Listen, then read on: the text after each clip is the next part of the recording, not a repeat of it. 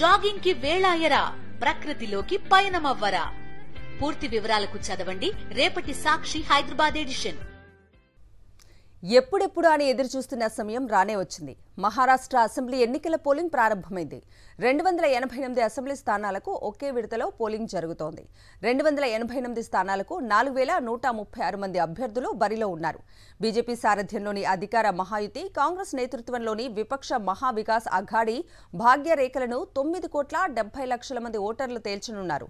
సాయంత్రం 6 గంటల వరకు పోలింగ్ జరగనుంది. 1,186 కేంద్రాల్లో పోలింగ్ జరుగుతోంది. నవంబర్ 23న ఎన్నికల కౌంటింగ్ జరగనుంది. ఎన్నికల్లో విజయం కోసం మహాయుతి కూటమి, మహావికాస్ అఘాడీ హోరాహోరీగా తలపడుతున్నాయి. మహాయుతి పక్షాల్లో బీజేపీ అత్యధికంగా 149 అసెంబ్లీ స్థానాల్లో బరిలో ఉంది. షిండే, శివసేన 81, అజిత్ పవార్, ఎన్సీపీ 59 చోట్ల పోటీ చేస్తున్నాయి. ఎంవీఏ కూటమి నుంచి కాంగ్రెస్ అత్యధికంగా 101 స్థానాల్లో, శివసేన, యూబీటీ 95, శరద్ పవార్, ఎన్సీపీ 86 చోట్ల పోటీలో ఉన్నాయి. ఈ 6 ప్రధాన పార్టీలు కాకుండా ఎంఎన్ఎస్, బీఎస్పీ, ఎంఐఎం, బీవీఏ కూడా పోటీలో ఉన్నాయి. గత అసెంబ్లీ ఎన్నికల్లో 2 సీట్లు గెలిచిన ఎంఐఎం ఈసారి 17 స్థానాల్లో అభ్యర్థులను నిలబెట్టింది.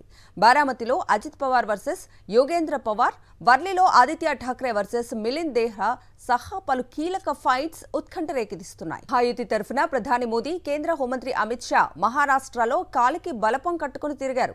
ముమ్మర ప్రచారంతో హోరెత్తించారు. వారితో పాటు కేంద్ర మంత్రులు, పలు బీజేపీ పాలిత రాష్ట్రాల సీఎంలు తదితరులు కూడా ప్రచార పర్వంలో చురుగ్గా పాల్గొన్నారు. ఎంవీఏ కూటమి కోసం కాంగ్రెస్ చీఫ్ మల్లికార్జున ఖర్గే, పార్టీ అగ్రనేతలు రాహుల్ గాంధీ, ప్రియాంక గాంధీ ప్రచారం చేశారు.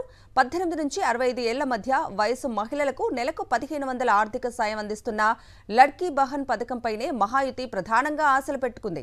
మళ్లీ గెలిస్తే ఆ మొత్తాన్ని 2,100కి పెంచుతామని పేర్కొంది. దీనికి విరుగుడుగా తాము మహిళలకు ఏకంగా నెలకు 3,000 ఇస్తామని ఎంవీఏ ప్రకటించింది. మతపరమైన మనోభావాలను రేకెత్తించేందుకు కూడా బీజేపీ సాయశక్తిలా ప్రయత్నించింది. అందులో భాగంగా బటెంగేతో కటెంగే, ఏక్ హైతో సేఫ్ హై వంటి నినాదాలు ప్రధానితో పాటు ఆ పార్టీ అగ్రనేతలందరి నోట ప్రచారం పొడవునా పదే పదే వినిపించాయి. ఇది సమాజంలో మతపరమైన చీలక యత్నమేనంటూ రాహుల్తో పాటు ఎంవీఏ నేతలంతా దుయ్యబట్టారు. आणि म्हणून जेव्हा जिथे माझं मतदान असेल, म्हणजे एकाच ठिकाणी आहे इथेच, तेव्हा मी सकाळी पहिल्यांदा हे काम करतो आणि नंतर सगळी कामं करतो. आता मी दुसरीकडे होतो, उत्तरांचलमध्ये होतो, पण एक दिवस प्रवासाचा कमी करून केवळ एवढ्याकरता मी आलो आणि आज जाणार. लोगों से क्या आह्वान करेंगे मतदान को लेकर? वही वो हमेशा करता हूं मैं, 100% मतदान करना और मुद्दों पर मतदान करो. क्या चाहती है? अपने अपने लोग सोचते हैं. ये अभी आज मत पूछो. अभी आज का दिन इसके बारे में हमको चुप रहना है सब. लेकिन मुद्दों की बात करके आपने रोक दिया. मुद्दे क्या? मुद्दे पहले बताए हैं. मुद्दे आपने चलतो. इस वक्त आप देख काल मी सकाळी 7 वाजल्यापासून रात्री उशिरापर्यंत वेगवेगळ्या ठिकाणी गाठीभेटी घेत होतो. जे निवडणूक आचारसंहितेचे असतात तशा प्रकारे. त्याच्यावर मी काय अजून ते बघितलं नाही. सकाळी लवकर उठून मी पहिलं मतदान आलो.